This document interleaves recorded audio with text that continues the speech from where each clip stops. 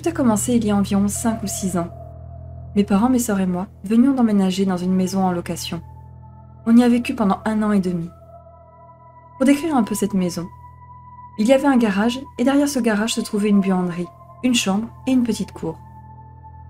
Je parle de ces pièces-là en particulier, car c'est ici que j'ai vécu ma scène paranormale.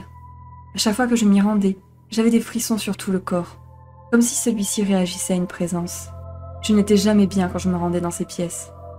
J'avais mal à la tête, mais dès que je sortais de là, je n'avais plus rien, ni mal de tête, ni frisson. Une après-midi, je me suis rendue dans la buanderie, puis dans la cour pour étendre du linge. Je sentais la présence plus forte au moment d'arriver au garage. J'ai allumé la lumière, et au milieu de la pièce, j'ai vu une ombre qui avait une forme humaine. Ce n'était pas la mienne, j'étais placée au niveau de la porte, entre le garage et la buanderie. Je n'ai donc pas rêvé. Et pour finir, l'ombre a bougé dans ma direction, avant de disparaître après avoir fait 3 pas.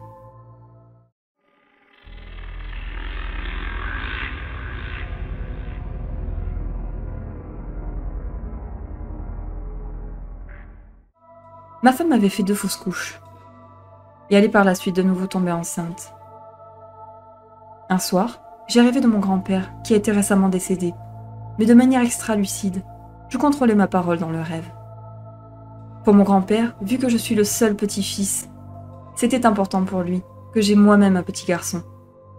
Dans mon rêve, mon grand-père m'a dit qu'il veillerait à ce que ma femme ne fasse aucune fausse couche, et que le bébé sera un petit garçon. Il m'a également dit que c'était la dernière fois que lui et moi nous nous parlions. Et tout s'est réalisé.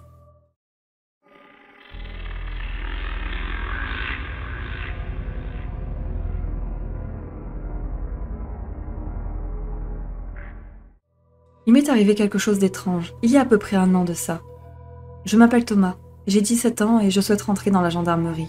Pour le contexte, nous sommes en Bretagne. Je suis motard et avec des amis, nous avions fait un McDo un soir du mois de septembre. Après celui-ci, nous avons été faire un tour avec nos motos. Aux alentours de 22h30, tout le monde est rentré, sauf un de mes copains, qui dormait chez moi. Nous avons donc décidé de continuer à nous promener. Nous arrivions au niveau d'un rond-point, aux alentours de minuit. Il n'y avait personne, mais peu de temps après, nous avons aperçu un scooter, avec à son bord 2 passagers. Il a pris le rond-point à toute vitesse. Mon pote et moi étions un peu frimeurs avec nos motos, et on s'est dit que nous allions faire la course avec eux. Nous engageons sur une route, sur environ 500 mètres. Au bout de cette route, il y avait un feu rouge, et derrière nous, il y avait le rond-point. La route était éclairée, et nous étions dans une zone urbaine. Mon ami doublait le scooter à fond, et moi j'arrive après en faisant la même chose. 5 secondes plus tard, nous arrivons au feu rouge. Avec mon ami, on s'est dit « Mince, on va se retrouver au feu avec eux. » Puis j'ai regardé dans mon rétro, et là, je n'ai vu aucun scooter. Moins de 5 secondes s'étaient écoulées. Nous avons trouvé ça bizarre. Cette avenue n'a pas de maison. Ce sont juste de grandes entreprises, fermées par de grands grillages. Il était donc impossible pour le scooter de tourner. La seule solution pour partir était de faire demi-tour. Je me suis retournée, mais je n'ai rien vu. C'était une ligne droite, et lancer à 50 km/h à 2 sur un scooter, faire demi-tour et faire 500 mètres en moins de 4 secondes me paraît compliqué. Le feu est passé au vert, nous avons avancé, et nous sommes arrivés à un autre rond-point. J'ai décidé de faire demi-tour et de retourner voir. Tout de suite, j'ai pensé à un accident. Ils auraient pu glisser et nous n'aurions pas vu le scooter sur le bas-côté. Mais nous n'avons rien trouvé sur la route. Nous avons fait des tours dans la commune, à la recherche de ce scooter, mais nous n'avons rien trouvé. À peu près 1 mois plus tard, je suis tombée sur un article de Ouest France, en disant que 2 ans plus tôt, 2 ados s'étaient tués en scooter sur une route parallèle à celle que nous avions empruntée 1 mois plus tôt. J'avoue que la théorie du scooter fantôme, j'ai un peu du mal à la digérer. Mais bon, honnêtement, je n'ai aucune hypothèse.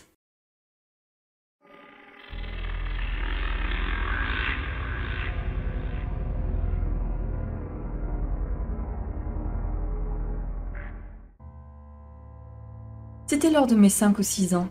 Je dormais sur le canapé de la salle à manger, dans le HLM où je vivais avec ma mère. L'accès à ma chambre était inaccessible, pour une raison que j'ai oubliée depuis fort longtemps. Au milieu de la nuit, je me suis levée pour aller aux toilettes, quand je vis une forme étrange me regarder à travers la porte de la cuisine, donnant accès au balcon. Elle avait une forme humanoïde, suffisamment imposante pour ressembler à un homme, mais il y avait quelque chose d'étrange chez elle. Cette forme m'observait, tout comme je l'observais, jusqu'à ce qu'elle pose une main sur la vitre. Effrayée, je poussai un horrible cri, et je courus me réfugier dans les toilettes. Curieusement, ce cri n'a pas réveillé ma mère. La petite cuisine était accessible, à la fois par la salle à manger, mais aussi via le couloir d'entrée de l'appartement, ce qui me permit de voir, via la faible lumière, que la chose était partie. Je me suis recouché tout craintif, et lorsque j'en ai parlé à ma mère le lendemain, lui demandant de mettre un rideau à cette porte pour cacher la vision de tout ce qui pourrait être visible. Elle m'a répondu que c'était inutile, croyant certainement que j'avais simplement fait un cauchemar réveillé, ou une hallucination due à mon ombre. Mais depuis quand une ombre se reflète aussi bien sur une porte vitrée? De plus, m'étant levée sans pouvoir allumer de lumière, je n'avais pas la possibilité de projeter mon ombre sur quoi que ce soit. Depuis ce jour, dormir près d'une fenêtre sans rideau me stresse, bien que cette peur se soit énormément calmée depuis quelques années. Je ne savais pas ce que c'était. Mais le balcon était trop difficile d'accès, pour qui que ce soit voulant y opérer un cambriolage. J'en viens donc à la conclusion que cette chose n'était pas humaine. Et bien qu'il y ait des arbres en face de chez moi, leur hauteur ne permet pas de créer une ombre sur la porte. Et encore moins des ombres à forme humaine, pouvant se mouvoir.